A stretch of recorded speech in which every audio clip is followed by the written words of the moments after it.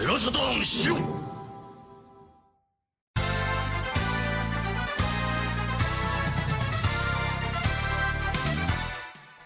What's up, everybody? Show Friday. How's it going? How you doing, Pat? Good. Guys. What's waving? How's it going, people? How's it going, peeps? How's it going, everybody? How's it going? It's like Mission Impossible. Dan's like typing an article, and he's like, publish. you know when you those old movies in the '90s where you put the floppy disk in, and it's like copying the file, and somebody's coming with an Uzi to like end you, and you're just like, it's almost copied. Then you eject it. 10 seconds to go. Install the virus. Install the virus. Need to get Dave on that good the de-stress pills. Get him on some Zoloft. Well, I mean, it's crazy. Like, there's all these little digital buttons and levers that have to be pulled to make this thing go. So he's the tech dude. Doing it at the very last minute is living dangerously, but it's okay. Hey, I like to live dangerously. Sorry, I had stuff I was doing with my real job today for a while, and then we got jobs. I'm sure. I had a little time where I could have started writing my story earlier. I was just lazy, so I'm sorry. And then I was like, okay, I got to crank out. No, it's fine. It's fine. Roundup. So what we need is like a space for you to have like a closet. I don't know, something where you're like, it's like a little studio setup. I like that. Let's lock Dan in the closet and force him. No, it wasn't like the problem wasn't me like getting set up. Like I said, it took 5 minutes. It just it was me not being able to be here in the chair for you to set me up because I was busy upstairs trying to get the article published. So that was all. But you got it, right? You got it published? What? You got it published, it's up right? there, yeah. Okay, let me refresh. Roundup just went up on the website. So hey, there it is. Check it out. Or hey, even got a banner too. Damn. Yeah, nice. I did a really simple, crappy banner with a black background. Sorry. Hey, that works. Better than nothing, I guess. That works. So I'm happy with that. We had to lay the blame where the blame is due. OBS is freaking garbage. Laying blame. Let's be real here. Oh my God, OBS make our lives easier. is garbage. So I went ahead and added. There's more patrons, right? So I went ahead and added those names to the credits file, right? The text file, and then OBS cuts off. So it gets through the patrons and it gets through half of our SHIRO shouts, and then just cuts off.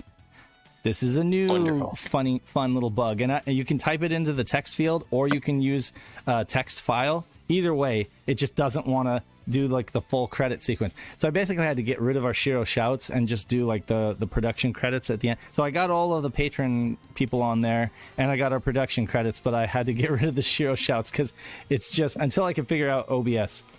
So I don't know. Yeah, then again, what do you want from a free broadcasting software, right?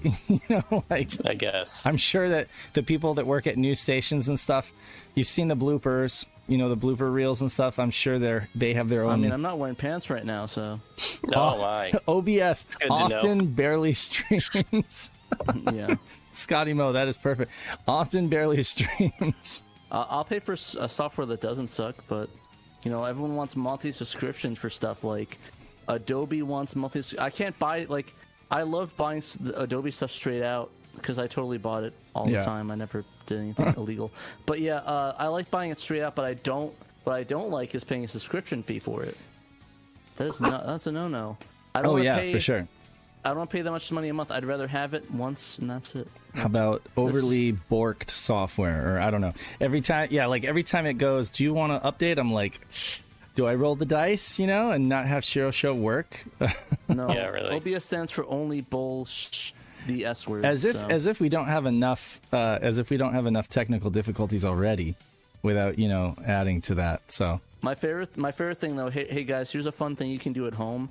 If you use OBS, hit Control-Z and watch what happens. Oh, don't do it. It's a funny thing. Don't do it. It's a funny little trick. It's an Easter egg. Yeah, it's fun. I will say, completely. Borks your set. It does Just not. Do that. It's funny. It does not work like Control-Z should work. Like you think, we've been trained to think that Control-Z means undo, but in OBS it means shuffle, and it's like shuffle everything just all around. Yeah, just make the set awful. Just completely bork everything. Yeah. Who thought that was a good idea? Someone who's never used a PC before. Yeah, definitely. And I'm worried though. We can't even update it because every time it's an update, it's a roll of a dice. What's gonna break this time? what piece of set do we have to redesign now? Mm-hmm. So it's a roll of the dice when we do it. So that's why we don't like updating, because you never know what's going to mess up this time. Then again, how much easier would it be if we were all just sitting behind a desk together or on a couch together with one camera, single scene, right? Like, what we're doing is actually, like, shouldn't be possible, right? So what we're doing is pretty janky, actually. When you think about... Nobody else does it. No. The illusion works. Nobody, It looks nobody like I'm on even the couch tries. here. Oh, I lost my arms. Never mind. Yeah, I know. We need to... Darn it. That was What bad. did I do? I moved the whole camera scene. No, but we need to get you like landscape so that you can you have your arms there, because Yeah, that would be good. I can reach over into your space, but you can't reach into mine. Well, I'm Oh no, landscape, Pat, and Dave Pat cut my gets arm cut off. Well, let's... You sliced my arm right off. I'll Well, now take I'm your whole gone. body Now out. you killed me.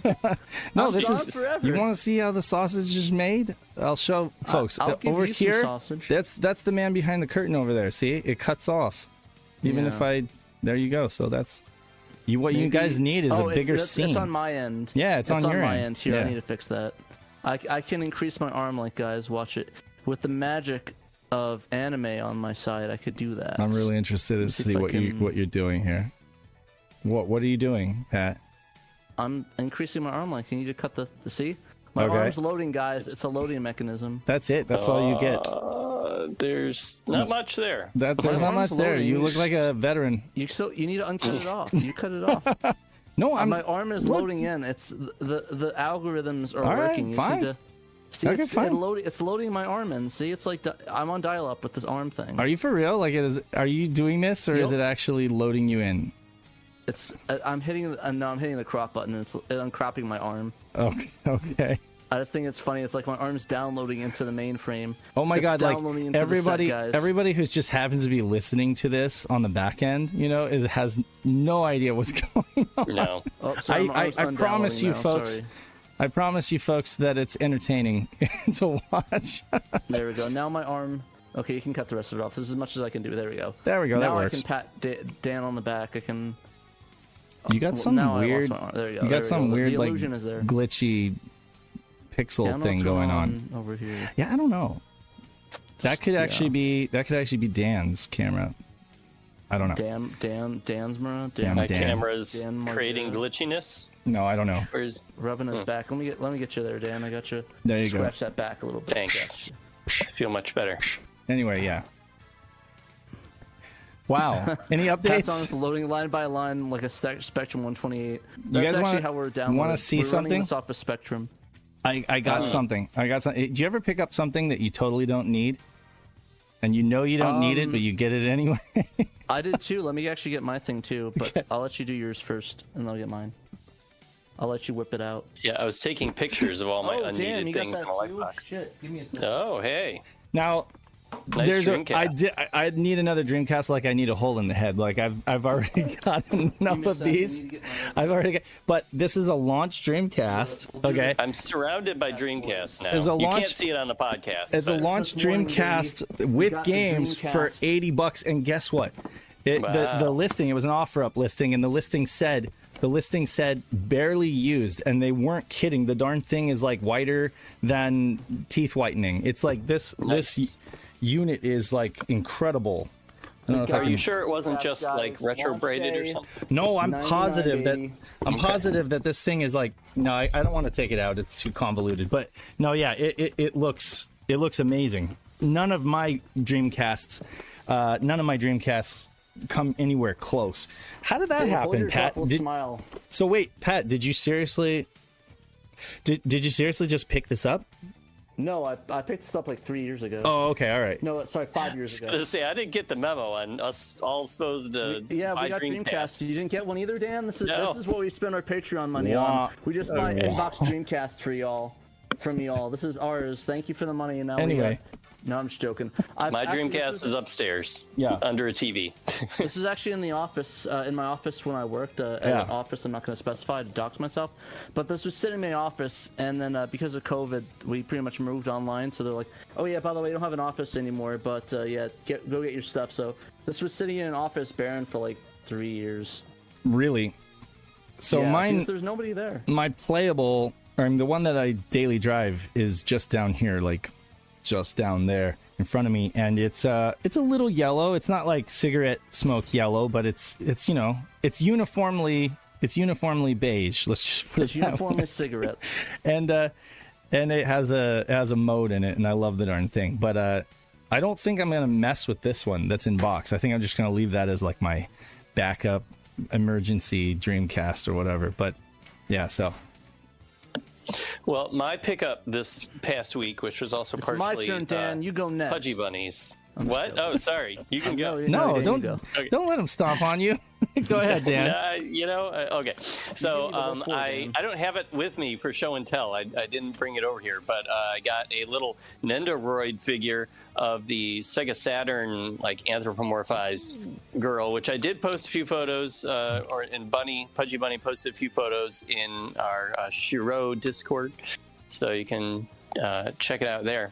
But she's pretty cool, and I really like that she comes with her own little Sega Saturn controller that you can put in her hands, and her own little tiny Sega Saturn that sits in front of her, and you can give her like a little face that looks like she's concentrating, or another face looks like she's getting all upset, probably because she just lost at Sega Rally. Okay. So yeah, it's pretty cool. Awesome. Cool. Do you have like interchangeable faces, or is it just one little Yes. face expression?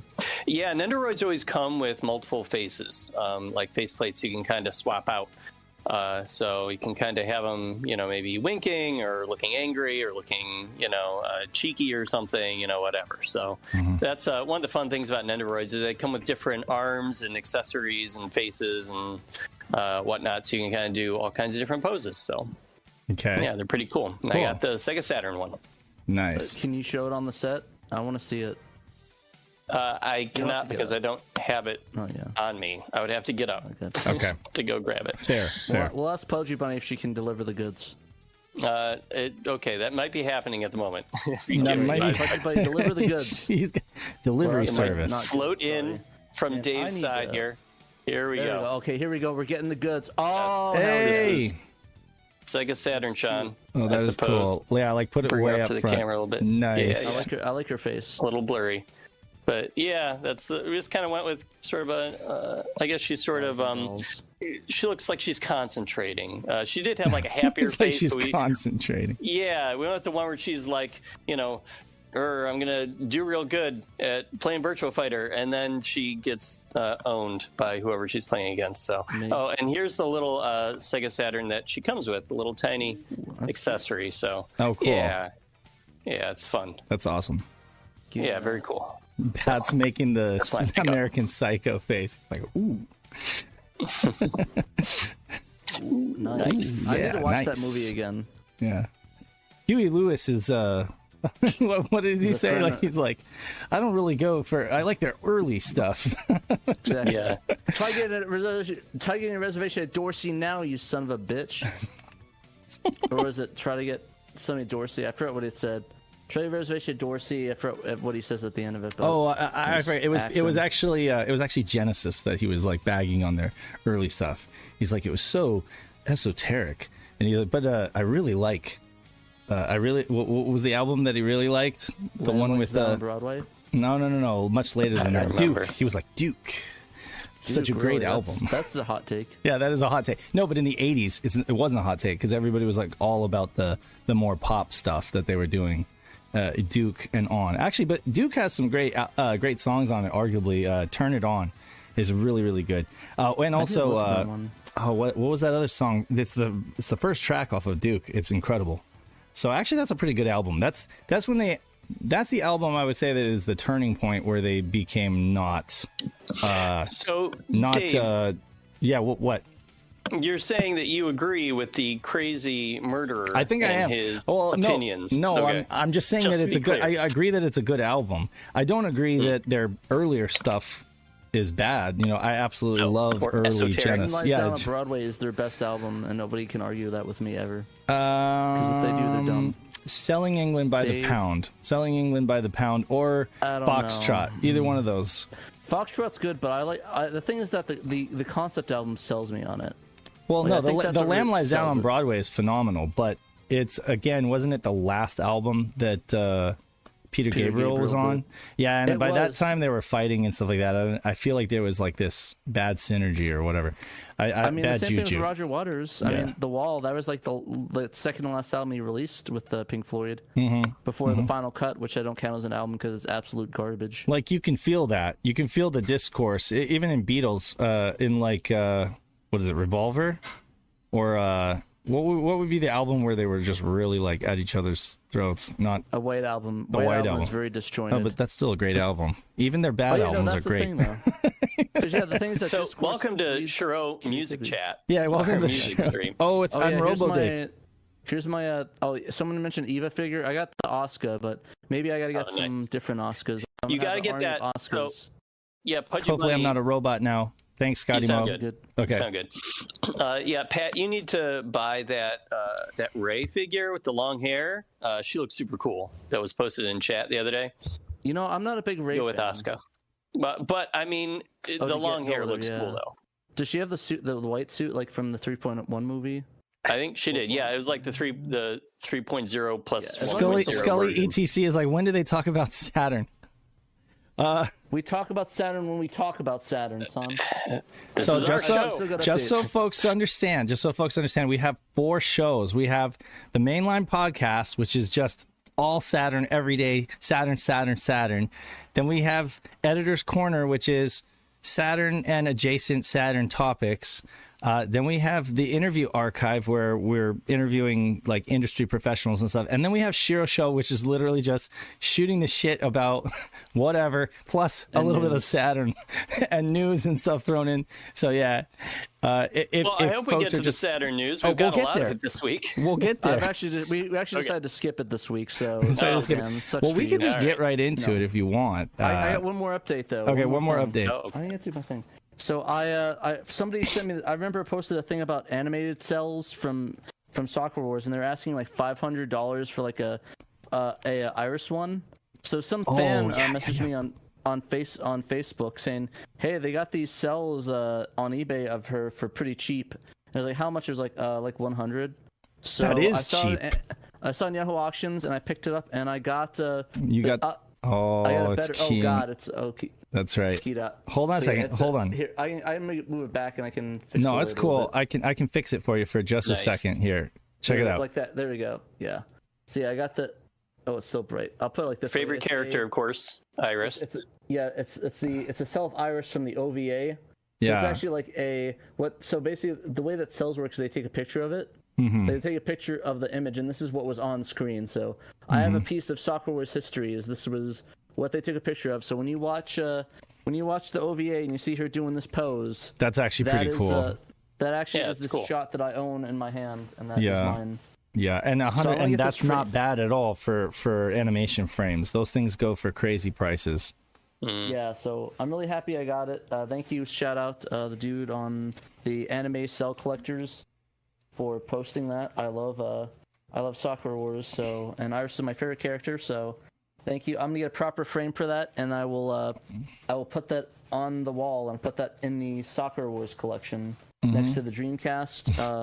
The curator of fine art. Exactly. Let's talk about Gex, baby. Oh, you know what? I was gonna say, Memphis just reminded me. All of those Gex jokes that we told on the podcast were not our ideas. But I promise you, our ideas. I was just reading. I was just going through. What was it? I was just going through like an old GamePro issue, and there was a Gex article, and they had all of those like Gexual healing. They had all of these like all of these innuendo jokes, and I was like, okay, so folks were making those jokes back in the 90s, but I promise you, we had the same idea, completely independent of that article. We don't steal jokes unless it's from Mega 64, in which case I guess it just really makes sense to make sexual jokes about Gex, I think is what it is. I mean, when you have something that rhymes with sex. We should come up with new ones. Like, what can we think of? Gexual chocolate. Oh God! We need a couple of new ones. Was it smoking after Gex? Let's see. What else we got? Uncensored Gex. Everyone in the chat, you can go help out. Just put in the thing. I want to get I'm not you touching up. this one, Pat. That's what happens. That's what happens. Gex pistol. I like that one. Oh yeah, Gex the Gex is a Texas pistols. drought. Oh, Gexual Predator. Gexual Predator. Oh God, no! Oh man. Oh, I forgot to shout everybody in the chat. Gex Pokies. We got Pudgy. We got Pudgy Bunny.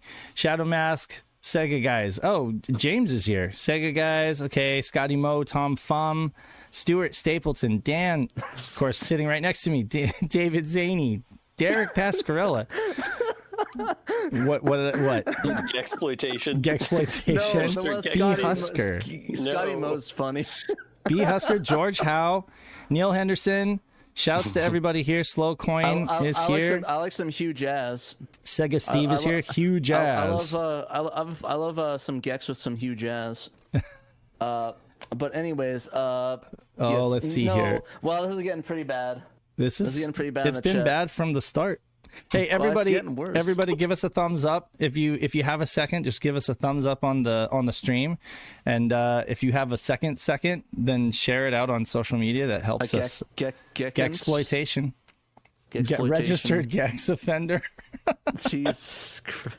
I want to read that one. Statutory Gex. Oh my God! I'm bringing Gexy back. Yeah. Okay, let's get into the news. This is terrible. Okay, no, but I really do love Gex. It's a great game. Thankfully, there's no news about Gex. So there is no news about Gex. Gex Segment. Yeah, unfortunately, we can't have hot, steamy Gex this episode. Well, I guess it's a podcast technically, but you know. That's the thing. I don't know. Is this a I guess it's a podcast. Once you upload it to Podbean, it is officially a podcast. Now, so here's the mind thing. So right now, as you're watching right now live, it's not a podcast, it's a show. But once you're listening to it now on the podcast, this is a podcast. But not now, but now. Later, but it'll be now for whenever you happen to. Now for the future, but not now for the thing. So when you listen to it now, and it's not Friday, August 4th, then it's then, but now it's now. Oh my gosh, have you guys used the new app run by Elon Musk called Gex? It would actually be much better if they called it Gex than just X. It'd be a more unique name, Gex at least. with an X. Yeah. And then actually one of my favorite albums by have you guys ever listened to something's going on with your curtain, Pat. I'm just gonna do that. Yeah, I'm just gonna fix it. Right what did you do? What did you just do? I cut it off. No, you. I want to fix my curtain. Okay, I'm fixing it on my end. This is perfect. Sorry about that. Yeah, this is the most unprofessional SHIRO show shenanigans that we've ever run. My arms. It's okay. Gone. All right. Anyway, ain't nobody got time to run a professional show. So Gex news. Gonna give it to you. What is our first news topic? Was it the Saturn switcher? No, the Cool Switcher Translated. That's right, because that's after. because Saturn switchers first, because that was posted on Monday. Oh, okay. Sorry about that. Okay, so this is an update to the Saturn switcher, which already existed. It's like a 20 pin. No, it's not an update. It's just it's a new batch. Is it gone already? No. Well, I checked right at the beginning of the show, and there were still 3 left. 3 left. Yeah. So the Saturn switcher, for those who don't know, is a little device that you can buy from Will's Console Modifications to hook your Fenrir ODE into your Saturn without having it replace your CD-ROM drive. Right. So you can keep your CD-ROM drive, still be able to play discs with your Saturn, but also have the Fenrir. There's an installation video. I think I linked it in the story, maybe not. It's out there, but you have to kind of like put the Fenrir inside the housing of the Saturn in kind of a weird spot, and then the Saturn switcher kind of goes in the VCD slot where like a satiator would go, and that's where your SD card access will be. It has its own SD card slot back there. So anyway, the Saturn switcher, there are 2 different versions depending on what kind of Saturn you have, whether your Saturn connects its CD-ROM drive through 20 pins or 21 pins. And there used to be 2 different versions of the Fenrir for those 2 different numbers of pins as well. Of course, now there's a Fenrir Duo that can handle both numbers of pins. And when that Duo came out last year, I guess Will thought no one would want switchers anymore, but I think enough people bought the Fenrir before the Duo original came one, out. right? That, yeah, the original, one of the original 2 models of the Fenrir, that they still wanted switchers. There's still demand out there, and he said as much. He's like, due to demand, this discontinued device is getting a new batch. So he made 45 more of the 20-pin kits and put them on sale this past week on Monday, and there was a ton of demand in the first 2 minutes. The first 2 minutes, they sold like half of the stock, and by within like 24 hours, I think they had sold all but 6 of them or something, and now several days later, there's still 3 left. So I guess he close to judged the demand there. He made 45, and seems like 42 people were willing to buy one within that first week. So if anybody out there still wants one, and maybe this isn't true if you're listening to this in the future in the podcast. Of course, the future is now for you. But anyway, you're right. We went through that already. You can check their website, which we linked to in our story on the SHIRO website, and buy it from him. He sells it for, let me bring it back up. Was it 45 pounds? I think. I don't think I put it in the story, but it's I believe it's 45 pounds. Let me see here. British pounds. It is 45 pounds, whatever that's going to translate to in US dollars or wherever. Euros. Probably. Yeah. So 40. So there you go. Fenrir. How much is Fenrir right now? Just curious. I think it's 120 for the Duo. Like 100 off the top of my head. 120 for the Duo. Add another 45 for this, because you could use this with the Duo, right? Because the Duo works with either. Yeah, I believe so. Right. I guess you could use this in 20-pin mode, baby. Okay, so essentially, you get like $120 Fenrir, and you get this on top of it. That's still cheaper than a satiator for folks who want to kind of have the ODE and the ability to do CDs and have your VCD card slot empty, if you want to do MPEG games, which there's just a couple, but so arguably this is a lot of bang for your buck. $57 is 45 euros or pounds. So 57 plus was like 120, about 170, 180 bucks. Right.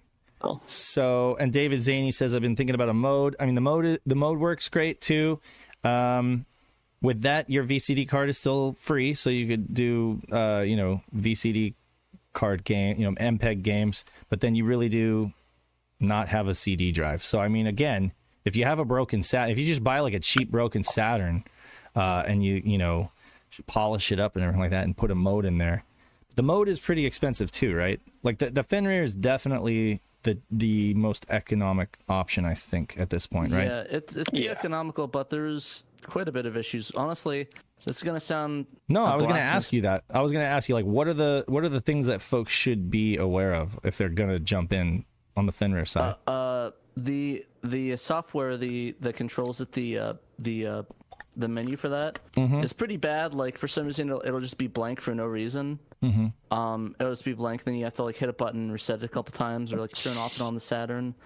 Some peripherals do not really work well with it. So if you like put in your twin stick, it'll like go through different boot options, controllers. This is not just true for you. This is like other people have reported these same issues. At least for me, I know that I think Knight said he had some issues like that as well. Although there is a really close cooperation with Fenrir and the Saturn project, right? Like the Kai project. I'm actually not too familiar with that. I'm not sure, to be honest with you. I believe Pseudo Kai. So of course you could always just get a cart, right, and burn discs, right? Yeah. But I believe Pseudo Kai also has some tie-in support for Fenrir, for being able to like do cheats and stuff like that, and bunch of other stuff. I honestly can't say. I know like Private Eye would know, of course, and folks who are like really deep into the Fenrir side could probably drop comments here. But, I do want to point out that I think one of my issues might be that I'm using a card formatted to work with the satiator. which I don't think would be an issue, but maybe there's an issue with that. But like, I like the fact that it's like that, and it works like it with it. It just has those little issues. But I switch between both of them. I don't want to buy dedicated SD cards for both of them right now. So maybe it might work on a better format SD card. But like, right now, I'm kind of toying with the idea of swapping the putting the drive back in and putting the Foundry on my white Saturn, because I like the video output on the gray Saturn better with the mode. So it's an option I'm considering. Yeah, I honestly go ahead. Trying to run the math in my head again real quick. Yeah, it is about $120 US dollars for the Foundry Duo, and it's about 60 for the switcher, so that would come to $180 before shipping. There might be some shipping costs, and I will say that the switcher does involve a little bit of work to get it all set up, I think. There might be some soldering required. There's certainly some plugging in and, opening up your console and kind of getting wires through tight spaces. So, I would say the thing that folks need to be careful about the most is not ruining the ribbon cables.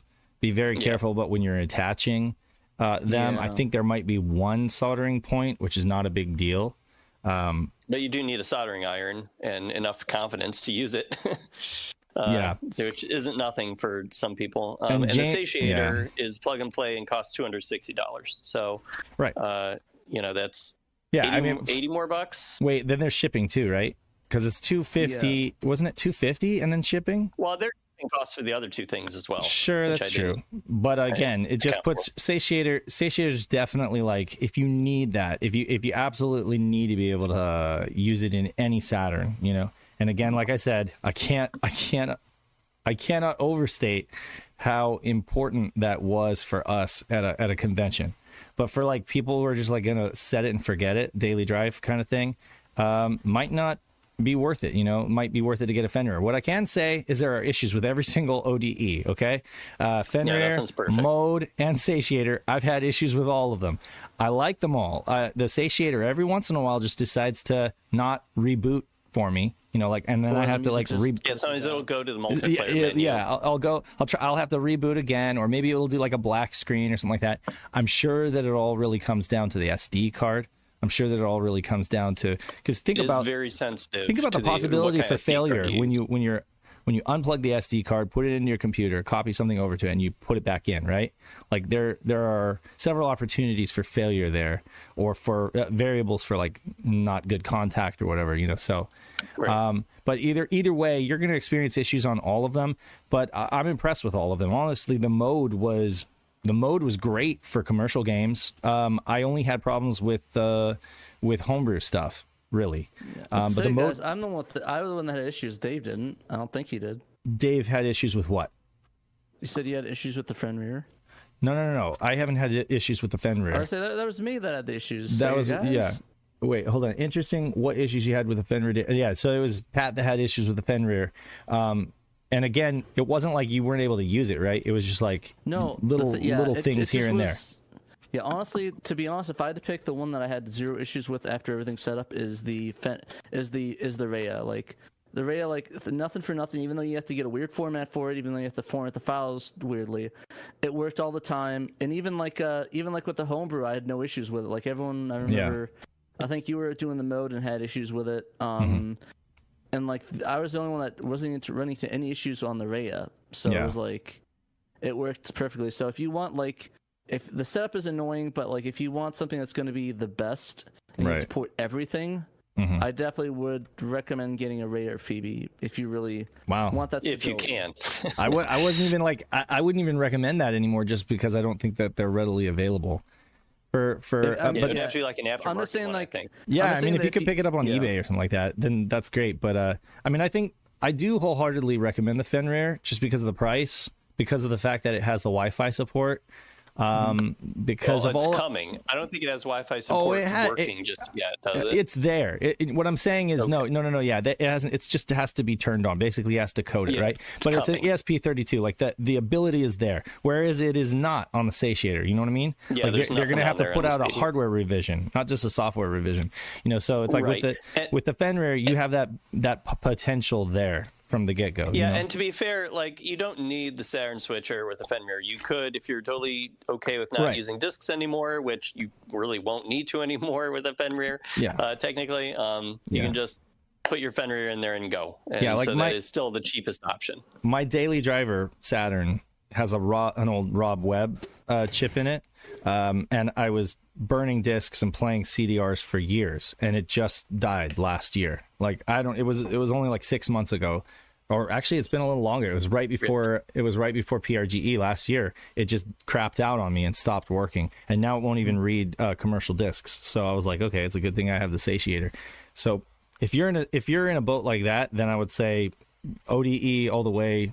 It's not going to make any difference if you have your CD drive still. But if you do have a good working CD drive and you want to be able to, play repros, or you want to be able to, I don't know, play, use your original discs. Use your original discs for whatever reason, then there you go. You can either go with the Fenrir and the Saturn switcher, or pay a little bit more and get the satiator. But you're always compromising something, with this. With satiator, you're compromising. You can't play Lunar MPEG, right? What else are you missing? MPEG games. And then there's a patched version with English for Lunar that kind of redoes the videos to where they're just as good as the MPEG versions of them. Oh, that's true. Yeah, so you're not even really missing out. No, you're missing nothing. Yeah. Okay. So anyway, I didn't mean to get into an ODE talk, but I always feel like I take it for granted that new people are coming to the show that are just getting into Saturn, and they may not know all of the options that are out there. We just had someone come to the Discord chat today asking about, what cartridge can I use to play CDRs and have RAM and save memory, which is basically those eBay carts that have PSK Saturn Kai already loaded onto them with like a switch on top. I have one of those. They used to be red. They're black now, apparently. Then there's the Saturn Gamers cart. You got the Saturn Gamers cart, which you have to go to a special website. You have to order it through email, but you get all of that functionality of a full-blown Kai cart, but you also get the ability to back up all your saves on the SD card. And very few of them are sold, though. They're kind of like a Phoebe and Array. It's like they get sold once in a blue moon. That's true, too.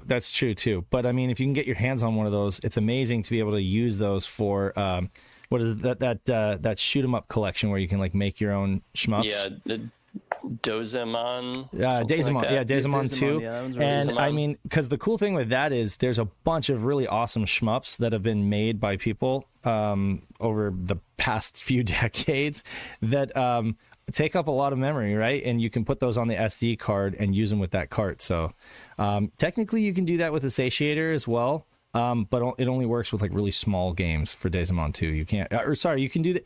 Technically, you can do that with the backup RAM cart, the OEM backup RAM cart.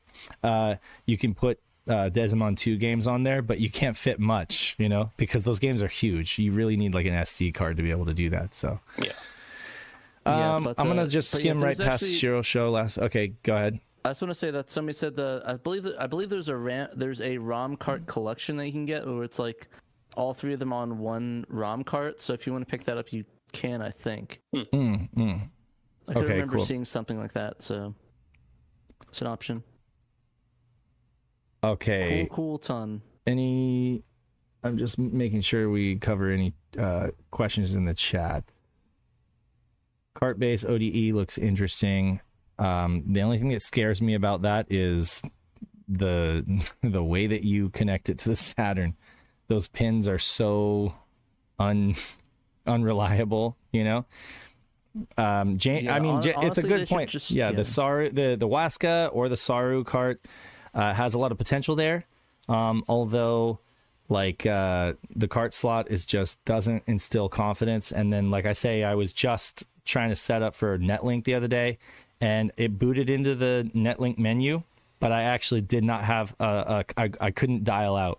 I couldn't actually initiate a dial sequence because one pin was off. I had to basically reseat the cart a couple of times and reboot the game several times until I could finally like dial out. So it just goes to show you, you could think that the cart is seated correctly, and if one pin is off, it could corrupt your data. Like it could corrupt your save.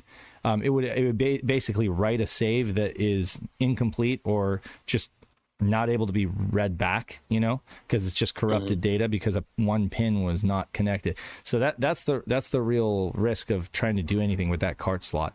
And we talked to John. I think we're going to cover this, so I'll just shut up now and we can talk about it later. But anyway, cool TOON, translated by our own Derek Pascarella, 18. Well, he's everybody's own, right? We all love the guy and call him our own. He is our. He's in the chat. He is in the chat right here. Yes. Sorry, you were here first, Derek. So you're. So we get ours, you. So. You're ours. Sorry about that.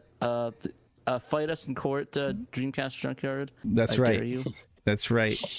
For a Dreamcast loving dude, he sure hangs around the Saturn scene quite a bit. Exactly. True. But he knows where the truth lies. Here, I'll play this. I'll play this trailer while we talk about this. I'm just gonna mute it. Actually, no, I play the audio. I wonder if I'm gonna get a copyright strike for this. Don't worry, we will. From Derek whatsoever. So it's all good. So I love the art style of this game. Like it reminds me of like it's the same Jet Set Radio style. It looks like. Oh yeah, the cell shaded animation. Speaking of which, this month Bomb Rush Cyberpunk's coming out August 18th. Yeah, spiritual successor to Jet Set Radio. I will be covering that on the show once that drops, and I'll be playing that because I'm. For anybody listening in the podcast, Cool TOON is a Dreamcast game. It's like a rhythm. Well, it's not a rhythm game, right? It technically is. It is. I would call it a rhythm. Yeah, it's a rhythm game for sure. It's a okay. It's like a story. It's like a story-driven. It's a Dreamcast game that Derek and a few others translated and put out a patch for last week. I think it was now. Right. He dropped it Friday night. And it reminds me of the Vocaloid games. The vocal, yeah, like the Hatsune Miku stuff. Hatsune Miku stuff, yeah. Hatsune Miku. Kind of, yeah, like a precursor to that. Well, okay, so basically, what do I start first? He started working on this a year ago. August 10th is when he announced it. So it's been a year, almost. And, finally brought it to fruition with Neo Geo Pocket link cable functionality, which is amazing. And you got the artwork on the VMU, and you got widescreen mode he's brought us. And yeah, essentially, and even a fix for PAL consoles with SCART Composite, basically fixing a sync issue on that. So I mean, like, really, really spared no expense with this translation. And had a few folks helping him. Kargadin for the translation, Popomoko, and then of course for editing was Kargadin, Popomoko, James Tochio, aka GG Dreamcast.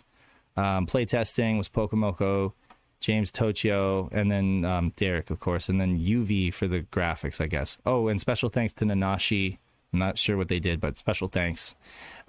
Essentially, this is a dancing game, like a dancing rhythm game, and you have like these flitzes, I guess. Isn't that what it is? Like it's called like a flitz, where you're like pulling off different like dance moves and stuff like that. And you have like a little. It's almost like a. What is that? QuickTime events, like where, but like a little meter comes in, and then you have to press the button right at the right time, and you're basically doing like DDR type stuff with your fingers, but you got to press everything at the right time, and it gets harder as you go along. But there's a story as well, and so that's part of the charm. A lot of the charm in this is the music and the graphics, but there's also like this story that adds extra charm, which would be lost on a lot of English speakers. And now you get the full package. And from what Derek says, I guess the story part is what kind of made me seize up a second when I was calling it a rhythm game. It's like, well, it's kind of got, a little bit of story there too. So it's like, you want to also call it sort of like a music adventure game or something? I don't know. Yeah, I mean, didn't know quite.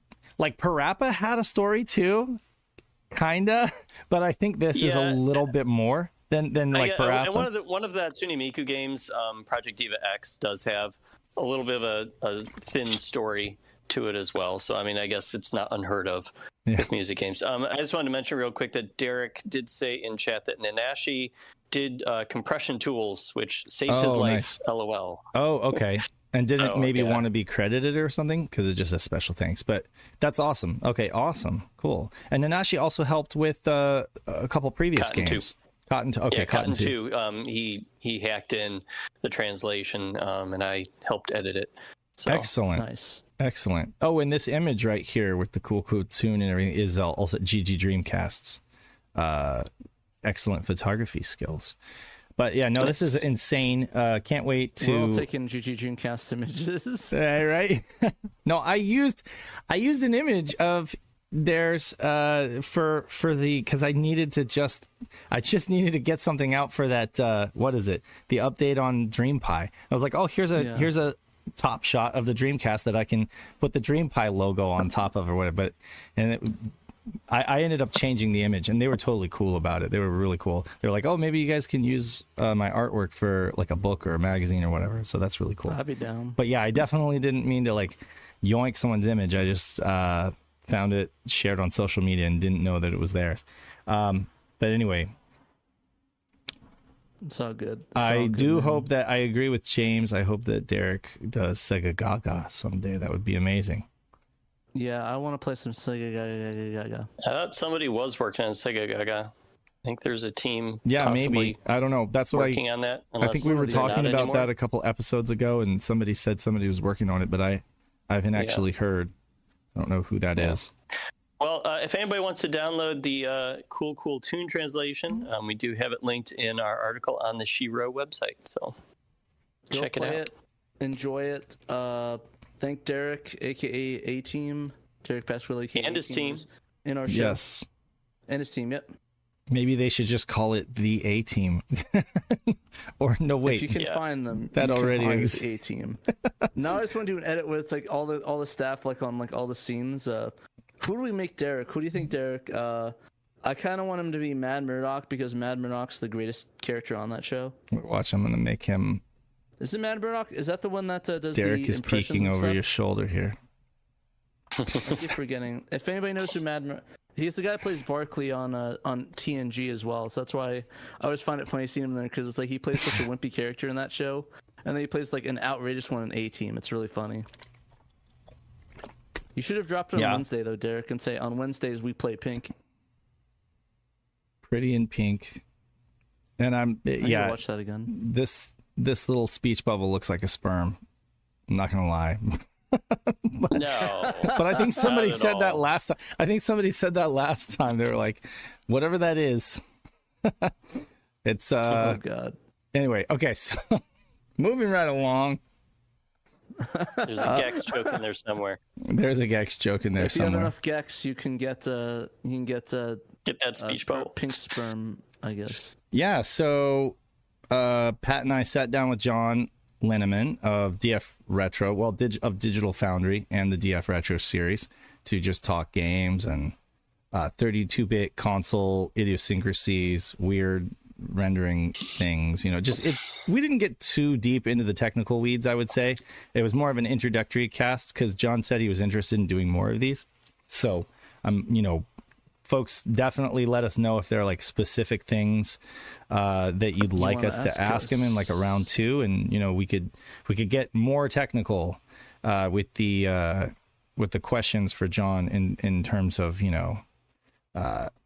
what weird things consoles are doing and stuff like that, because that's kind of like his that's kind of his wheelhouse is basically taking very deep looks at the skeletons behind games and like what the systems are actually doing or what is impressive and why it's impressive. His Road Rash series is coming soon. His doc on Road Rash is coming soon, and that's going to be great. And he has hinted to me, he has been doing a lot of research on Gex, on the original Gex, and he's shared some insight with me that I should correct myself.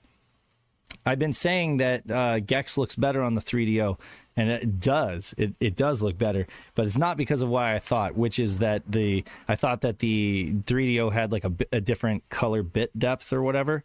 No, it's actually because they changed the art assets. They did some really weird,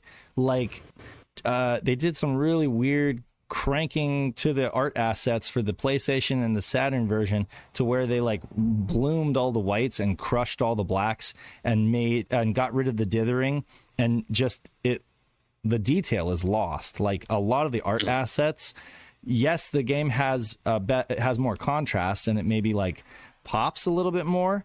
And I'm not sure, maybe they did that for CRTs or whatever, but it told me it looks terrible. Like Gex on the 3DO is as good as it gets in terms of like visuals, but in terms of performance, you definitely get a boost in performance from the PlayStation and the Saturn versions, and you get better control on the Saturn at least. Controller on the PlayStation sucks, but and I'm not gonna. But I mean, yeah. So and you lose saves because on the Saturn and PlayStation passwords. They just opted for passwords, which John said he was actually happy to have because he could just zoom around and capture footage from those versions without having to actually work his way through the games again. But yeah.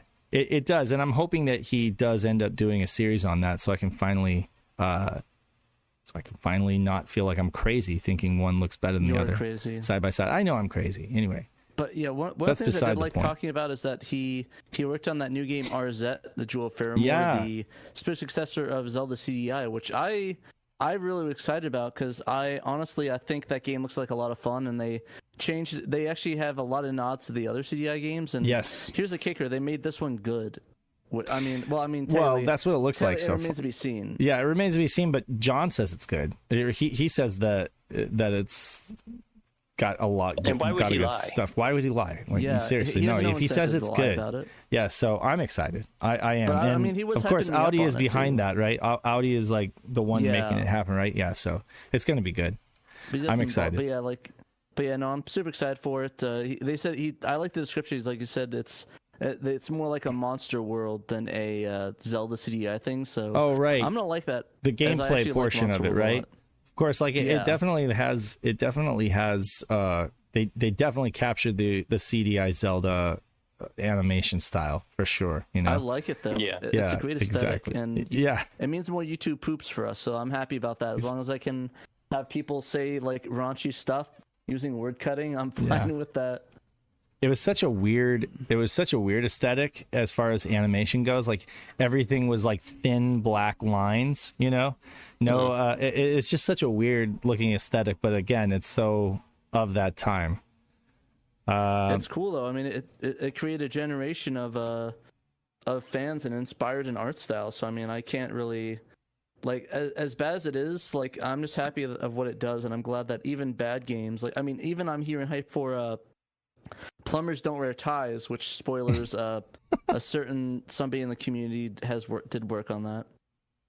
I won't say who, unless they want to talk about it in the chat, but... Isaac Jamia says, would be nice to investigate more of that playable build of Shenmue on Sega Saturn. We're trying. Though, I mean, like it's not playable for us. I don't think. Yeah, if anybody just get their hands on it, you know, then we would definitely tear it apart for sure. Yeah, playable builds never come out. We just have that video from the Xbox version. Exactly, which could have been even on Saturn. Yeah.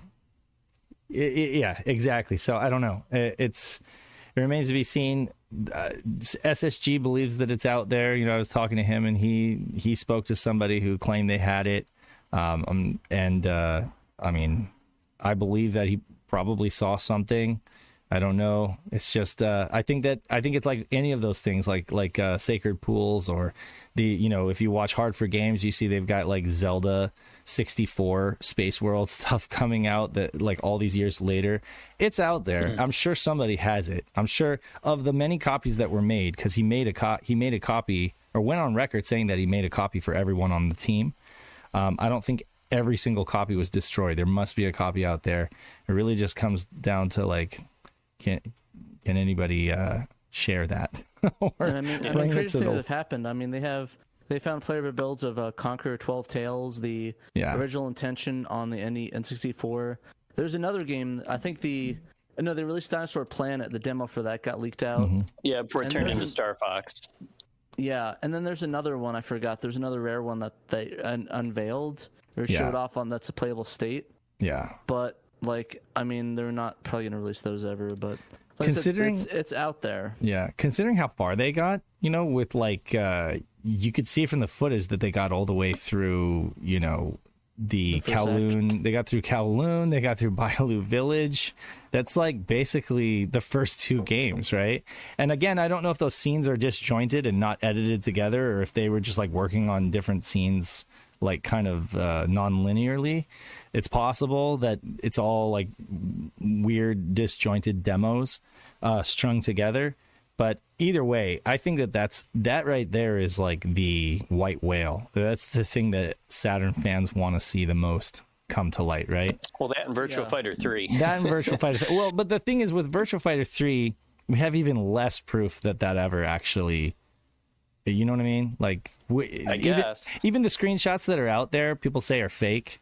That they're not actually, we may not actually have real screenshots of it, but I mean, didn't Yu Suzuki himself say in interviews at the time that like they were working on it? So I mean, I think we have proof that it existed in some form at some point.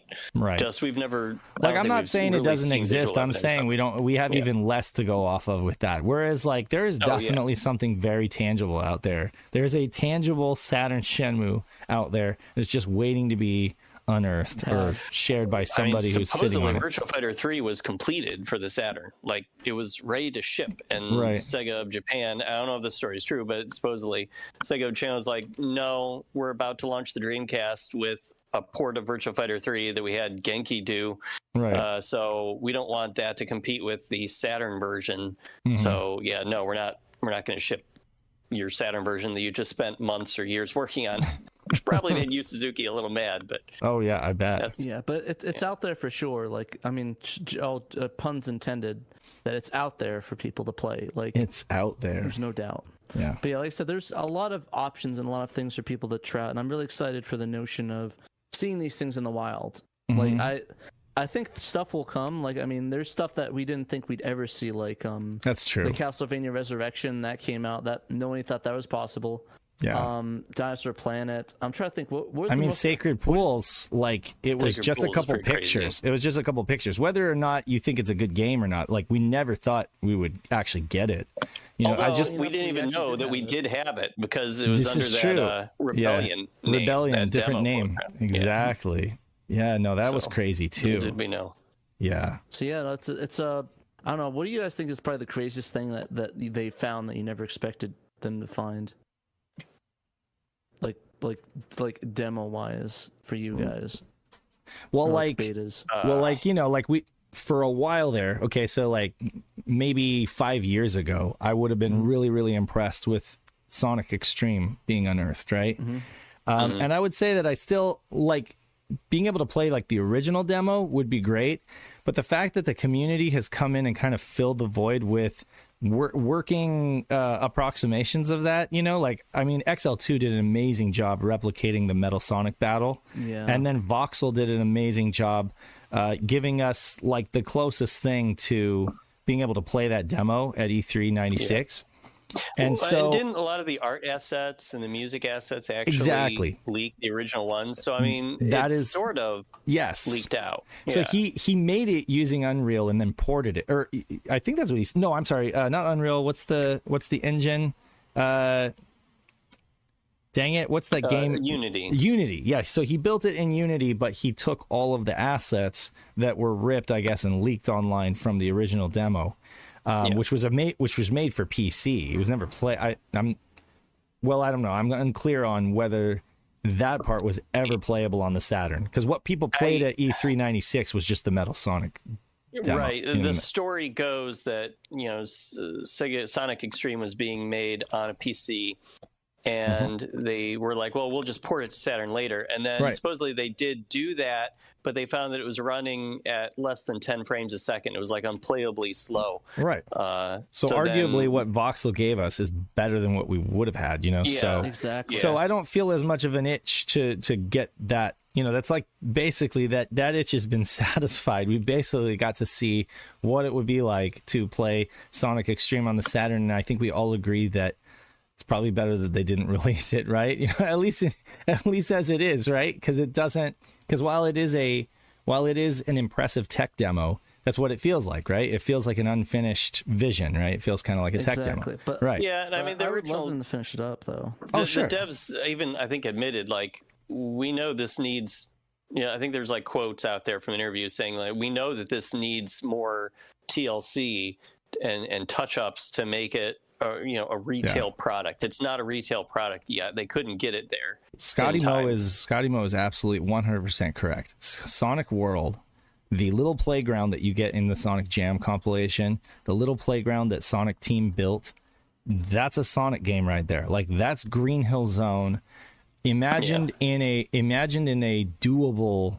It's doable, like it's achievable. Yeah, it may not be. He may not run as fast as he does, like in the Genesis, blast processing versions or whatever. But it's doable. You could, if you took the time, using that engine, you could build out a Sonic game that's fun to play, because the jumping and the platforming and the using tails to fly and all that stuff, it all worked, right? They even had you even had the parts that were kind of like Jumping Flash, where you would jump up and the camera would look down on a platform so that you could land on the platform successfully. It was better than Croc. Like, the platforming there was better than Croc, So like, they had the skeleton, I say, of a working Sonic game that looked cute. And you pair that with the bonus stage from Sonic 3D Blast, where you're in the half pipe. You got yourself a Sonic game. Just change obviously you need like a chemical plant zone, and you need like a scrap brain zone or whatever. But essentially, you have yourself a Sonic game that I think even if somebody got their hands on something like that nowadays, like a homebrew developer could turn that into a Sonic game. But yeah. Well, we should probably move. Definitely. Absolutely. Crow's Battle Action, Best of Saturn, based on the manga, as so many Japanese titles are. Crow's the Battle Action for Sega Saturn is a very late '97 Japan only delight. Beat 'em up featuring super deformed characters. They feature solid gameplay coupled with totally awesome sprite visuals. Yeah, it looks really cute. This actually is another best of. I really like this game. I played a little bit. Yeah, it's pretty fun. There aren't a whole lot of beat 'em ups like this on Saturn. I mean, arguably you have the Dungeons and Dragons games.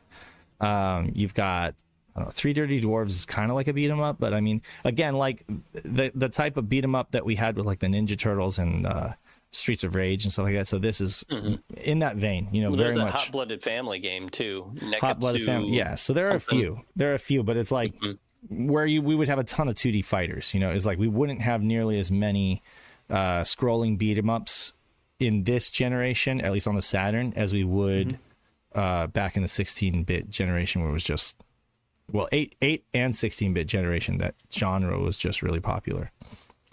And Peter wrote, I kind of we split it up here. Okay. Above and below the screenshot here, he said 1 or 2 players tackle the many levels in a game that really feels like something that came from the TurboGrafx console. It isn't the GOAT beat 'em up, but it's pretty damn solid, he said. Yeah, it's a. I mean, it's not cheap though either, right? Like the actual game to buy. If you want to buy it up. Look it up, Pat. I think it's not cheap. I think that Crow's Battle Action is like a pretty expensive game, so it's a definite burn for a lot of folks. $253. Yeah, Oof. so I mean that's not the worst, but that's like a shmup. Yeah, it's like because that's the thing, is that anytime that it actually looks good and it plays good, it's always expensive. People are going to want to play it. Yeah, thank you, Cerulean. That's what it's called. Oh, Neketsu Oyaku, yeah, Oyako. Okay. Oyako, yeah. Neketsu Oyako. Okay. Radiant Silvergun is coming to Steam. Yes, it sure is. So yeah, Radiant Silvergun, which had been ported to the Xbox 360 back in 2011 and came to the Switch last year. People had been clamoring for it to come out on PC, and the developer has delivered. Livewire, of course, is the company that handles it for Treasure. on the Switch, and they're bringing it to the PC. They even responded. I found, a tweet they responded to from a fan or something last year, where the fan was like, "Hey, this would be sweet to put on the PC," and LiveWire is like, "Yeah, we hear you, and we're considering it." Sure enough, about a year later, here we are. So it's going to be out in a couple of weeks. There wasn't a date listed on the store page, and there were no official tweets from Livewire or Treasure acknowledging this release. There's just a store page on Steam, but Gamatsu, who maybe got a press release sent to them, I'm not sure, they reported that the release date is going to be August 18th. So there you go. It's in a couple of weeks. Okay. It looks like it has the same features as the Switch version. It's got online leaderboards. It's got the Ikaruga mode. It's got a few the It cinematics. does have a Saturn mode. Although the Saturn mode you can't continue in for some reason, even though I think you can in the original Saturn game. So that's kind of poopy. They don't have a price listed on the Steam version on the Steam page, but it did launch for the Switch last year at $20 US. So it's probably going to be that as well. Thanks for joining us. Those cinematics look really fresh. Like, are those from the 360 version, you think? I don't know. They look really nice. I bet Trekkies could probably do a better job with Cinepack now than they did. What's with the is the blur? Is that in the game, or is that an artificial blur in the video? Oh, I didn't notice the blur. It's like a bloom effect. Well, let me play it again. Yeah, because you could see in the beginning, right? Like, I'll duck down. It looks clean to me. It looks clean to me. Like when you when you go into the battles, it's the battles. Oh, go to the 20-minute second mark. Okay, 20-second mark. Well, it's almost there. Like right here. Yeah, it looks very blurry and very blurry. Is that okay? Just me, yeah, or? no. During gameplay, it definitely looks. Well, it looks like it's been up-resed. Like.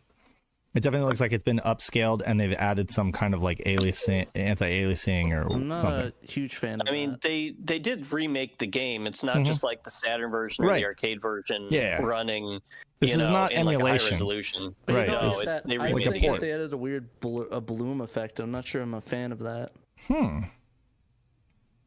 Well, if anybody else sees it, let me know if you see that too. But I'm not a. Yeah, you could see. You can kind of see it right here. In the background assets, it kind of looks kind of cloudy. Dan is like looking up. I see it. Yeah, there you go. Silly. Okay, I can kind of see what Pat's talking about. But I don't know that bothers me so much. But you're right. It is different from the original. So, that's awesome. I mean, it's a great game. I would argue that Ikaruga, I don't know how you say that, is Ikaruga. the best. Yeah, Ikaruga is the better game, more balanced and stuff. But this is a great game that folks should definitely play. And if that's the only way that you can play it on Steam or on your Switch, definitely try it. It's worth it. And it is translated into English, which is cool. And they do list like eFigs, English, French, Italian, German, and Spanish on the page. I'm not sure. I don't know for sure, but I don't think the whole game is in all these different languages. I think they just have like the menus and stuff in all those different languages, and the game itself is like has English subtitles with Japanese dialogue. Yeah. For being one of those games that has like the words Radiant Silvergun are just, ring legendary to a lot of people, that you just think, oh, okay, that's a really pricey game.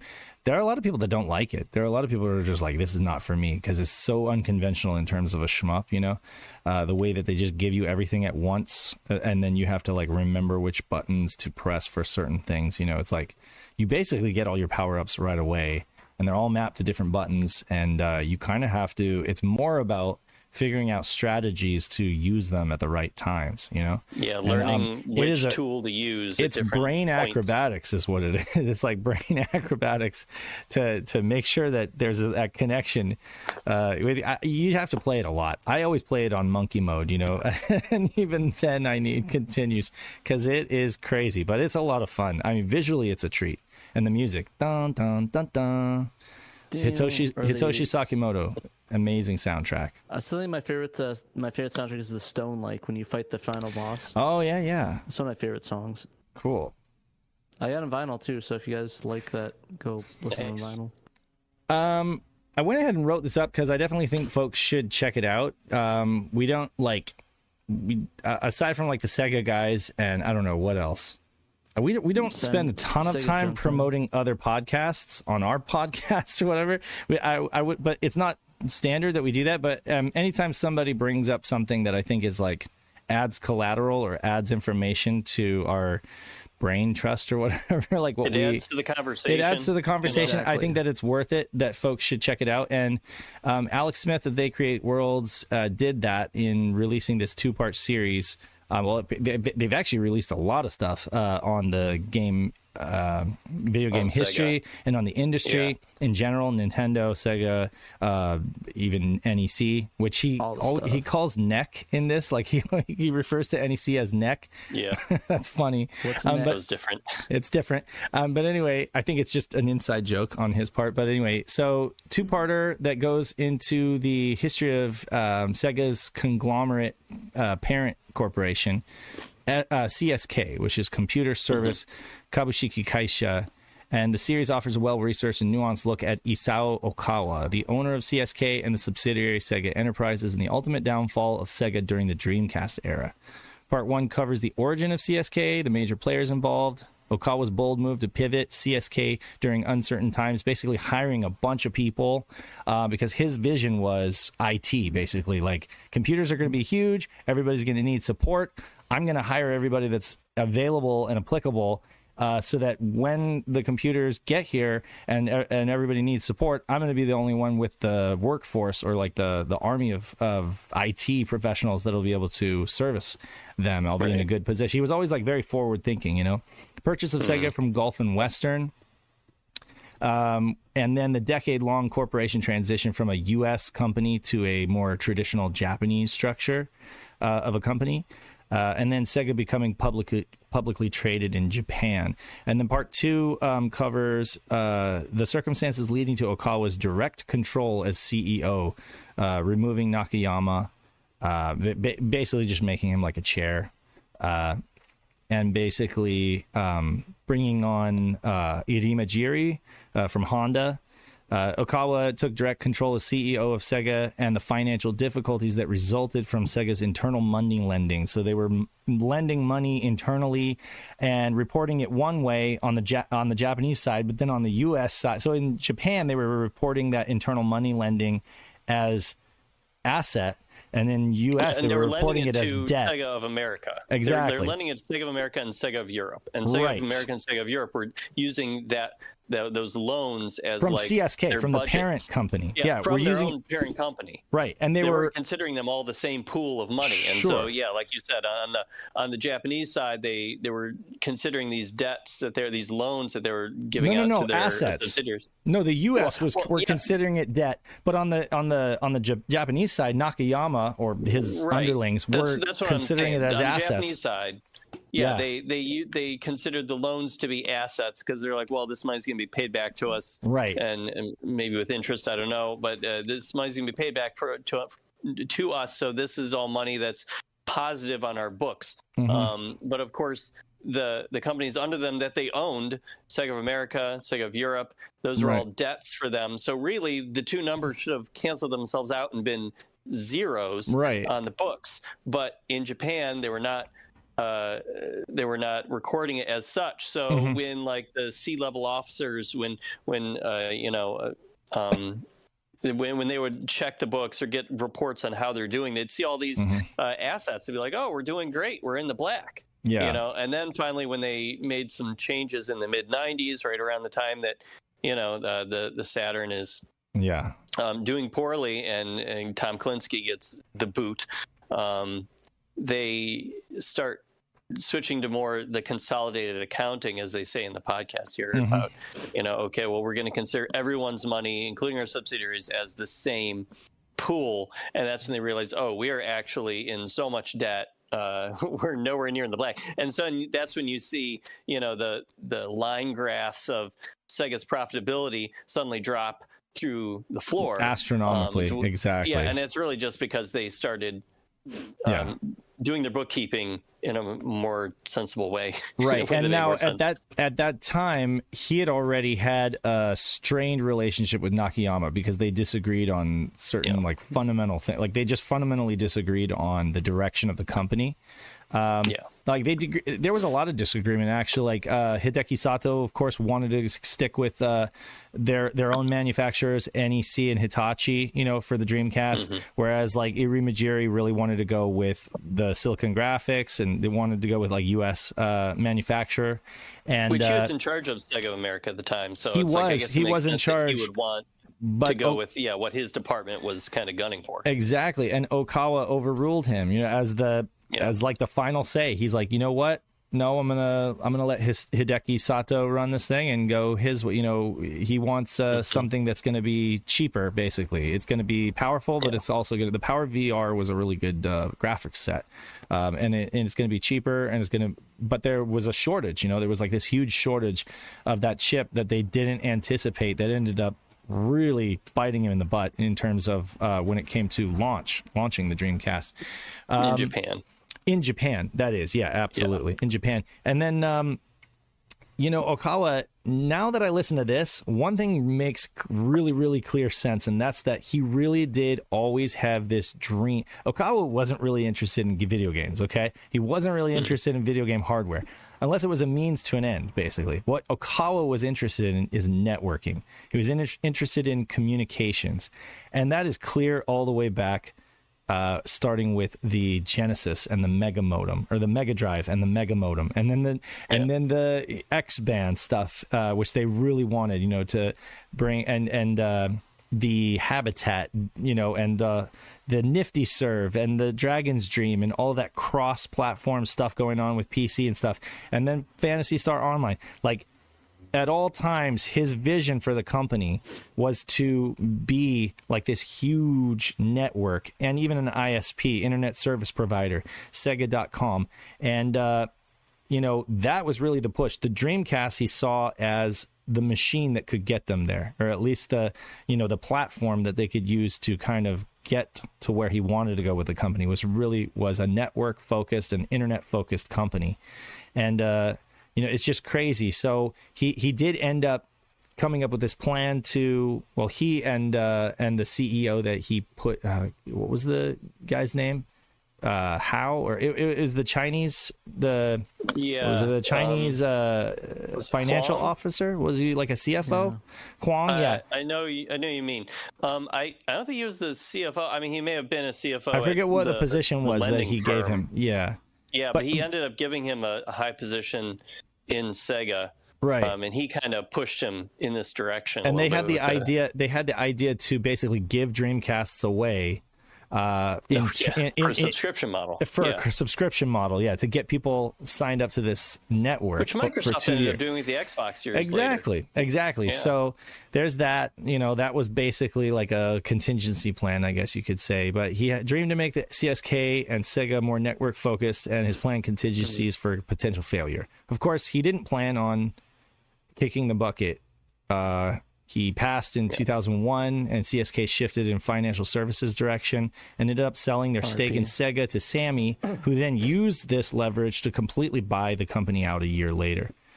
And we can all shed a tear for that. Yeah, it's a good article. You can check it on the site. It has links to the podcast, and it's probably a huge trip. Set aside some time on the table. Definitely. Well, they weren't that long. They were like an hour and a half. Each episode was an hour and a half. That's long to me. I don't know. Yeah, well, that's okay. That's like a dedicated, like a couple. It's the length of this podcast. Sure. Yeah. You got and you can't be like. I mean, if you're doing dishes or laundry, that's perfect. But if you're trying to like listen to this while you're at work or something like that, you're probably only going to catch every other thing. So you do kind of have to pay attention. You do need to focus in on it. You don't have to take notes, but it's definitely like, it's dense. Yeah, it's dense. And, Alex, the format of their podcast really is there's two guys, but Alex Smith is really like, he just basically presents all the information. And every once in a while, the other dude, who I forget his name, he chimes in with some color commentary or whatnot. But and I believe he's the one who kind of does like the social media stuff for the cast. But essentially, he claims that his information is derived from rare primary sources, including little studied trade publications, personal papers, collections, and oral history interviews with designers and executives, many of whom have never told their stories before. He did say during the podcast that a lot of his stuff is machine translated. So there, whenever he mentions something is machine translated, you kind of have to take it with a grain of salt, because as we all know, machine translation is pretty good these days, but it's not completely infallible, especially when it comes to Japanese and context. Context is everything. And there are little tiny, cultural differences that can definitely make the meaning change. I mean, those machine translators could just choose the completely wrong word for something because it doesn't understand the context. So right, exactly. Yeah, you do need to kind of be careful with it. Yeah. Well, we probably should move on to the news because we're I think we have 7 minutes left against it. Let's do it. This is all Dan, so I'll scroll and you talk, Dan. All right, rapid fire. We've got a news roundup that I typed up as the show is about to start.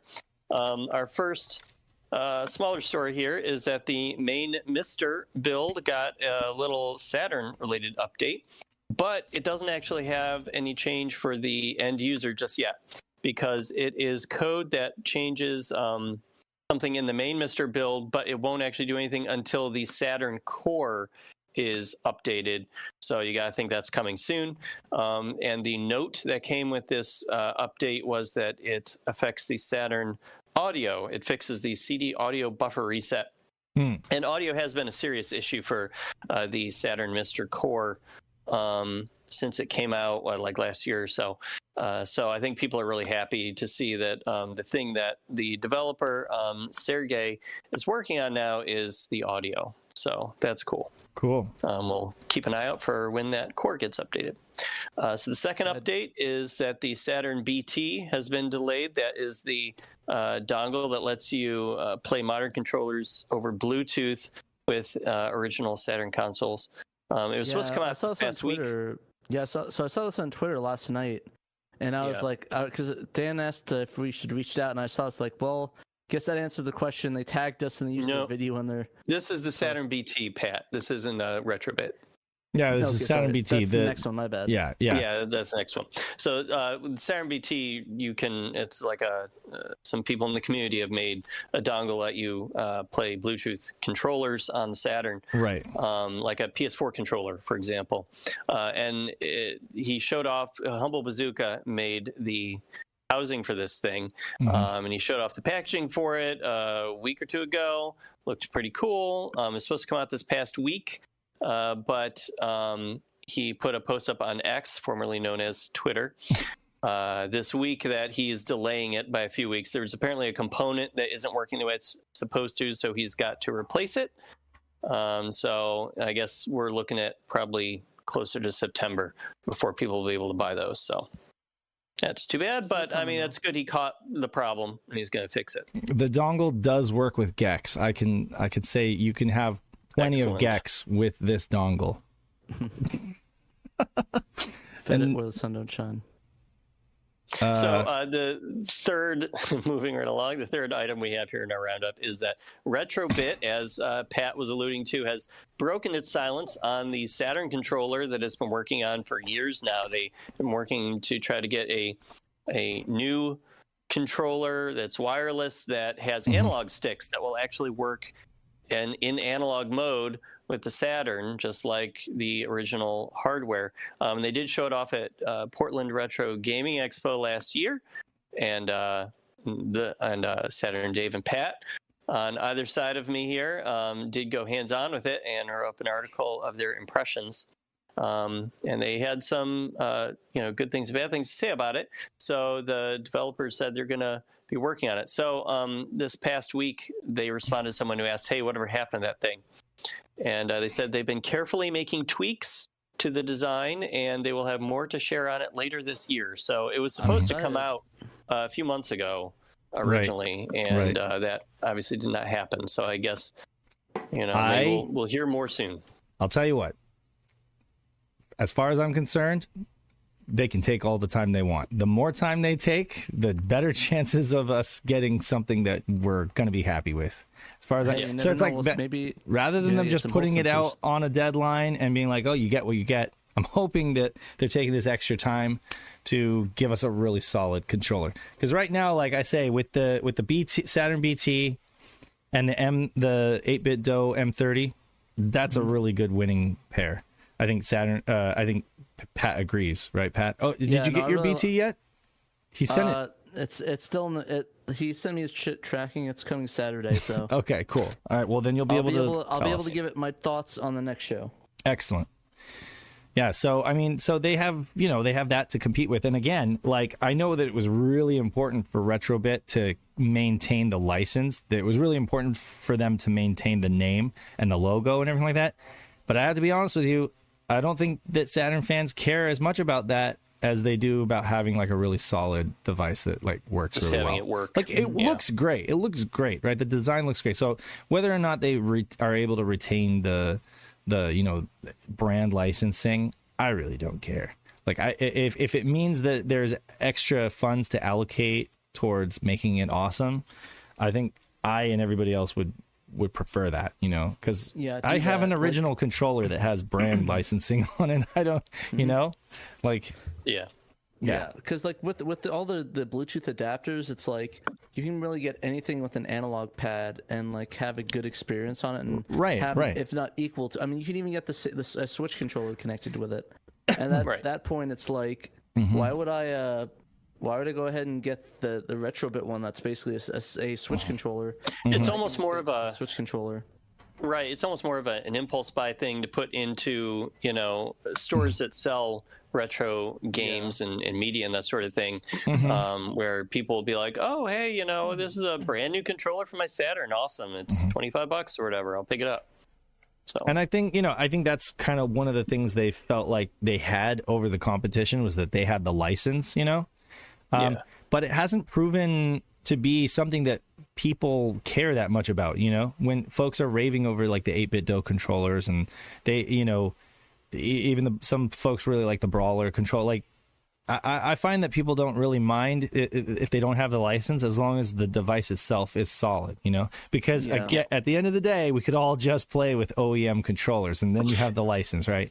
Yeah, I mean, some people might not have OEM controllers, to be fair. True, maybe to be people fair. just getting into Saturn. Yeah. I mean, I think people are used to, at this point, buying aftermarket, newly crafted controllers from these third parties that work with retro gaming consoles. I mean, just look at all the aftermarket N64 controllers that are out there now. And people just buy them. They understand Nintendo isn't making original controllers anymore. Sega isn't making original controllers anymore. So they're not, just looking for that brand name and being like, okay, this is the only thing that I trust. James says, I can't stand the D-pad on the Retrobit Saturn pads. They are just so wobbly and loose. Now, for the record, the original Bluetooth pads, the D-pad was actually pretty terrible. I heard a lot of people say that they would be playing a fighting game, they would go hard on it, and it would snap, actually. Like the bottom table would snap. So then there was the 2.4 gigahertz, the first revision of 2.4 gigahertz controllers, which were a little better. The one that I have, like the second revision, 2.4 gigahertz, is pretty good. They improved the shoulder buttons and they improved the D-pad. Still not one-to-one. It's still not like you could literally take an original D-pad out of an old controller and swap it in. It would feel better, so that's fabric. Getting that plastic the same, like the exact same plastic and stuff, it's hard, and I would not go on record saying that it's exactly the same, but it's much better than the original one. For sure. And the one that we played with at PRGE actually felt really good.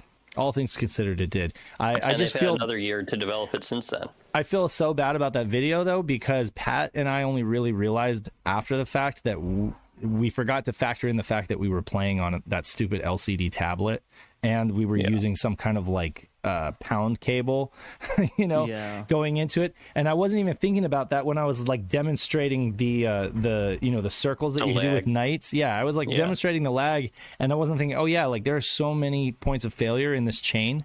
Like it wasn't a fair comparison. We need to just test it with like composite and a freaking CRT, you know? Exactly. Yeah. Maybe we can. Okay, so should I move on to the last item? Yes. Here? Yeah, go ahead. Okay. So the last news roundup item we have here is that Peter Moore blames the Saturn for the Dreamcast's failure. So IGN put up a story on Monday, and it was headlined, How Dreamcast Killed Sega's Hardware Reign, which is quite the headline. So they kind of retell the story of the Dreamcast failure. Great. We needed that again. And so Peter Moore, who of course used to be the COO and president of Sega of America for much of the Dreamcast's short lifespan. And we love him. He did a great job. Yeah. Well, he's replied to IGN's story on the social media app X, and he said that the financial trauma caused by the Saturn debacle is what led to the downfall of Sega's hardware reign.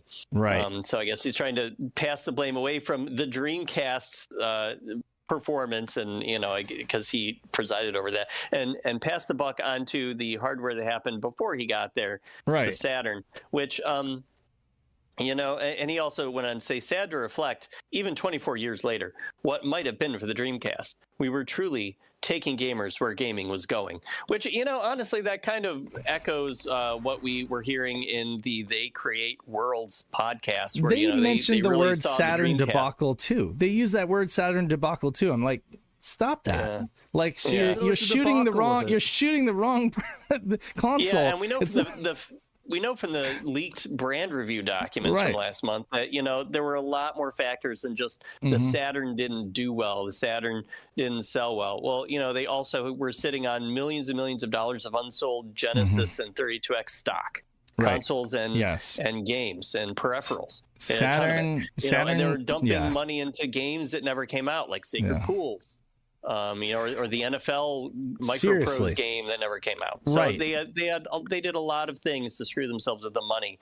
And of course the podcast was talking about how they were counting debt as assets on the Japanese side. So they weren't even making good decisions in the Japanese side. They got 99 problems, but the Saturn ain't one. I'm telling you, seriously. Well, the Saturn was one, but only one. The Saturn was the best-selling console in Japan. The Saturn was amazing. The Saturn wasn't responsible for how terrible they mismanaged the company in the West. It was seriously, you cannot, if you just remove the Saturn from the if you just take it for what it is as a machine, there's nothing wrong with it. It plays great games.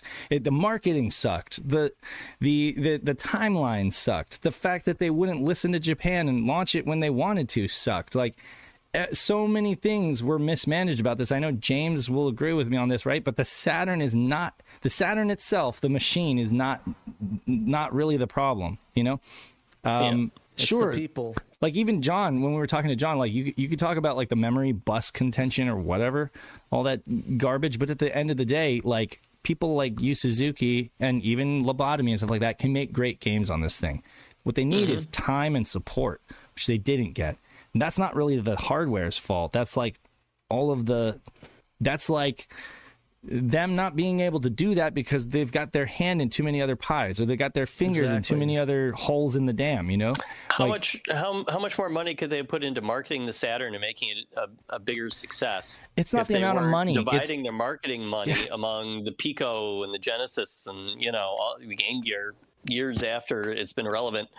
It's not how much money they spent. It's how they spent the money, I think. Well, that's what I'm saying. They could have put their marketing money all into the Saturn, their current gen console, rather than putting into all these other things. And they really could have focused on ads that would have actually resonated with kids instead of all that weird, 90s.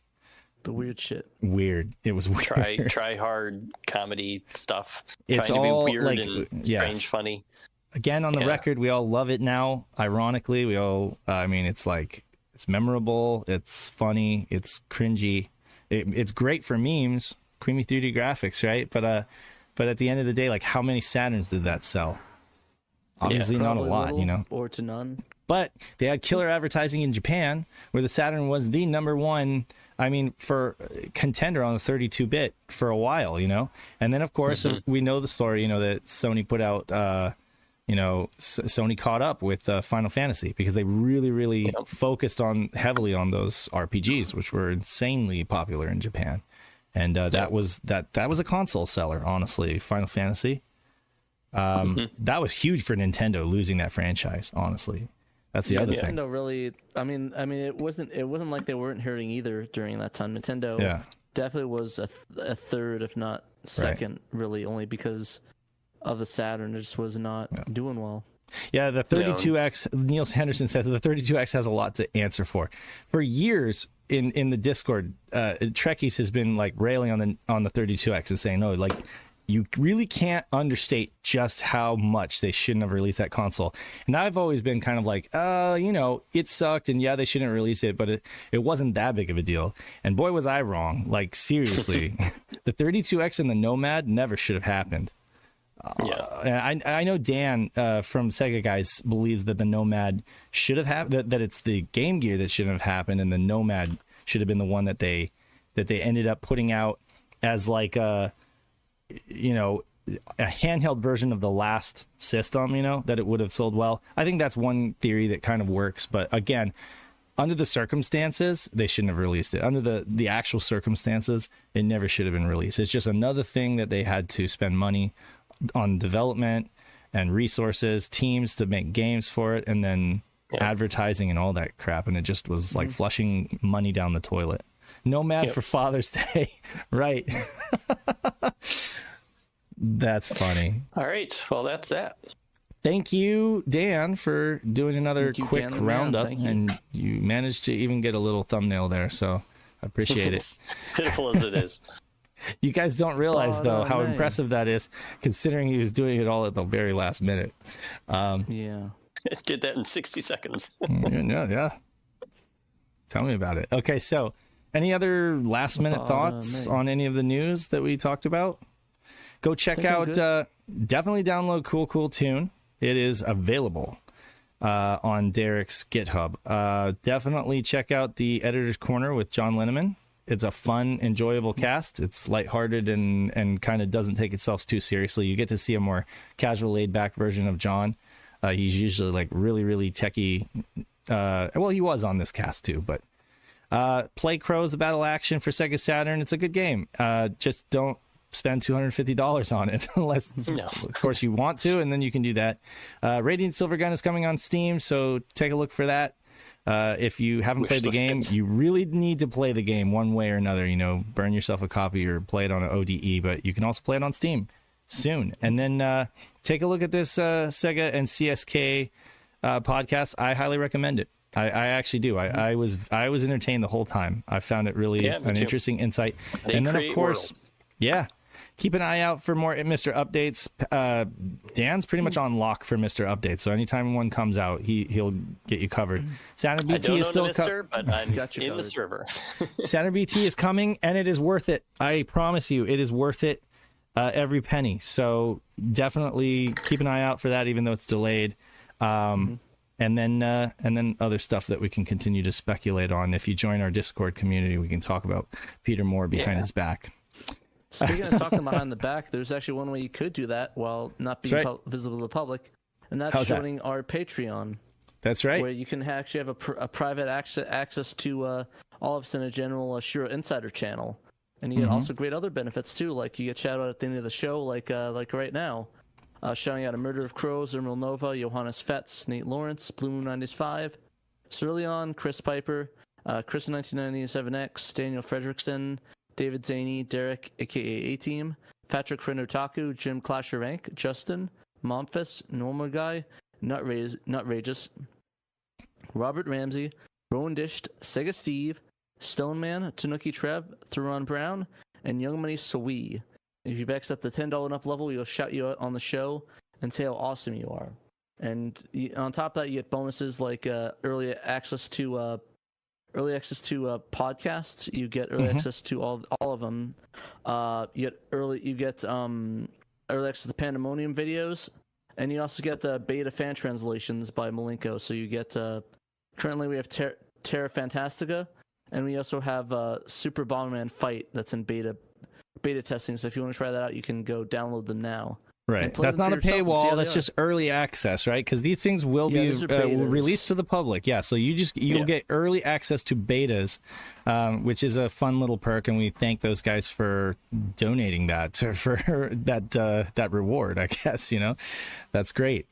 What else? So they can buy merch. Every time I say is Moose Tracks. Every time I hear that name, I think of that dumb ICP song. It's like that great Malenko song. So. Yeah. You can buy some merch. What you can buy merch. Nothing new, but it is new that we have merch available here on YouTube. So through Spring. So if you're watching this video, I don't know if it works on a phone, but if you're on a computer or if you look at any of our other videos, you should be able to access some of our merch from our Spring shop. Yeah, I don't see it during the live stream here, but I know when you click on a video on demand, just a regular YouTube video. On our channel, you'll see it right below the video. Some T-shirts and stuff that you can buy, so that's pretty cool. James wants an "I got 99 problems, but the Saturn ain't one" shirt. Oh my god! I just want to give. I might get sued over actually using that. No. What were we gonna say? I want to give an anti-shout to YouTube. I hate how the login button is right next to the the Switch account button is right next to the sign out button. I have to relog into all of my accounts again because I actually hit sign out. Oh, that's amazing. Confirmation, and I have 6 accounts. So thank you YouTube for not for fixing that. So thank you very much. I really really love that when I have to log into all my accounts over and over again because of that. So massive shout outs and a bunch of 2 factors too. So there you go. Phone spam. All the 2 factors. That said, you can come see us at PRGE if you happen to be near the Portland, Oregon area. I don't know if you're in Seattle or if you're in any kind of neighboring state, or if you just want to fly out and see us, that would be great. But we would love to see you guys. We'll see. We're going to see a couple folks from the Saturn community, in addition to Seven Shades, developer extraordinaire of CubeCat. We're going to hang with him. And we're Captain Hodden. We are going to be at PRGE. We are not running the Saturn Lounge this year, but it sounds like we will have a table. We'll be able to do meet and greet and hang out with folks, and maybe we'll go out to dinner one night or something like that. We definitely do a group dinner hangout. Yeah, definitely just want to have fun, and we're gonna have a panel there. So I think we're gonna be talking about translations, notable translations and homebrew, which is a lot. It seemed like it was the most popular segment of our talk last year, which is reasons to own a Saturn in 2023. I think this time we'll really delve deep into all the different translations and homebrew that folks can enjoy. So that'll be fun. Nice. Because believe it or not, as much as we take it for granted here, the same, 300, 500 people that watch the SHIRO show on a weekly basis, you guys are definitely plugged in. There are a ton of people out there that are just kind of passing glancers, and they're just I like Saturn, I know about Saturn, I love it, but I don't know, there's all this great stuff for it they don't know.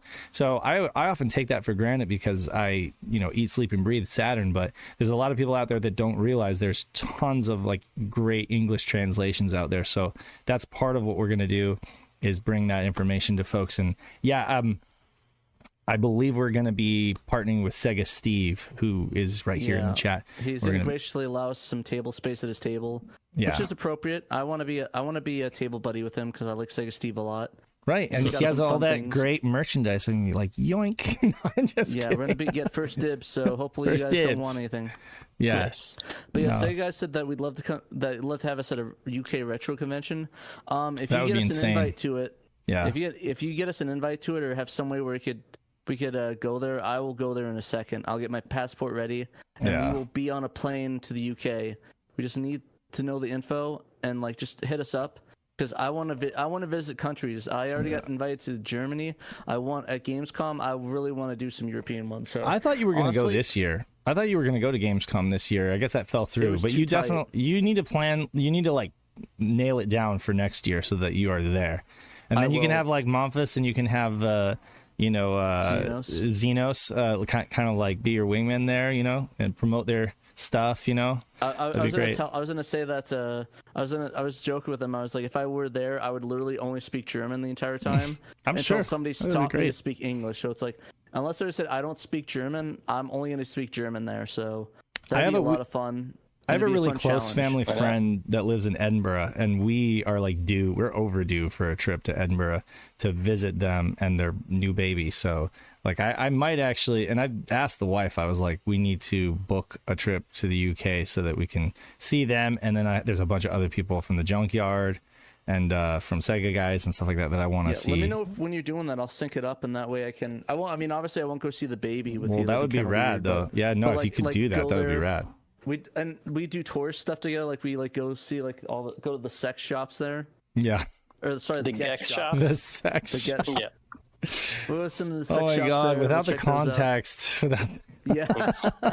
It's gonna be like, yeah, just go to the sex shop with me and Dave. We're gonna have a good time. Yeah. Just us dudes being dudes. But no, I think it'd be a lot of fun, especially if we do it around a con. Where like we go to the con, we can have a reason to go there. So hit us up. Australia would be cool. Australia con, invite us. We'll go. Like I'll go anywhere you guys want. Like as long as you invite, let us know. We'll do some stuff. We'll have some fun. I wanna go to cons over the seas. I've done local. I want to go to some international ones. I'm actually going to see Sega RPG Fan is coming to San Diego soon, and we're going to get a beer or something like that together. Yeah, I'm down. I don't think I'm not telling you where he's staying or anything like that, so I'm not like completely doxing your house, him. Apparently. No, but I'm really excited. I'm really excited to meet him. It's going to be fun. Catch a beer, get a beer together. Fun. But yeah, like I said, hit us up, guys. If you guys want us to go to a con, somehow invite us, have people request us, and we will go to it.